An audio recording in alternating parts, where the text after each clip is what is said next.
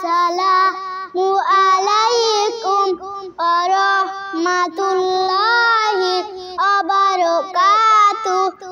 এক নম্বর হাদিস শরীফ, ক্বালান নাবিয়্যু সাল্লাল্লাহু আলাইহি ওয়াসাল্লাম, আখলিস দীনাকা ইয়াকফিকাল আমালুল কলিল।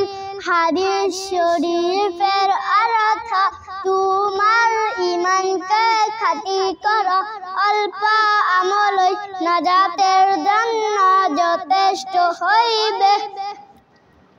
দুই নম্বর হাদিস শরীফ, খায়রুকুম মান তাআল্লামাল কুরআনা ওয়া আল্লামা।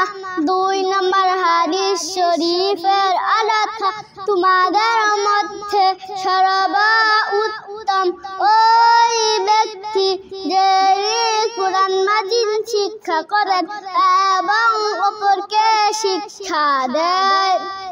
তিন নম্বর হাদিস শরীফ, তালাবুল ইলমি ফারিদাতুন আলা কুল্লি মুসলিম।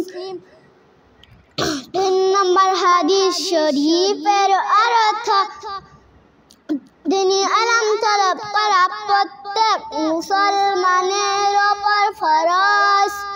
চার নম্বর হাদিস শরীফ, আত-তুহুরু শাতরুল ঈমান।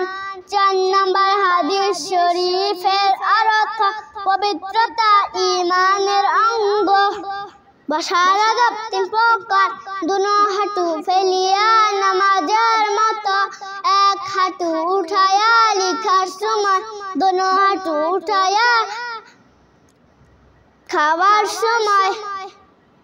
এই তিন প্রকারের বসা সুন্নাত, আরো যত বসা আছে সব বসা জায়েজ। ওযুতে ফরজ সমস্ত মুখ ধোয়া, দোনো হাতের কুনি সহ ধোয়া, মাথা মাসে করা, দোনো পায়ে টাকনু সহ ধোয়া। বিসমিল্লাহির রহমানির রহিম। কুল হুয়াল্লাহু আহাদ, আল্লাহুস সামাদ, লাম ইয়ালিদ ওয়া লাম ইউলাদ ওয়া লাম ইয়াকুল লাহু কুফুয়ান আহাদ। ইলাহা ইল্লাল্লাহু মুহাম্মাদুর রাসূলুল্লাহ।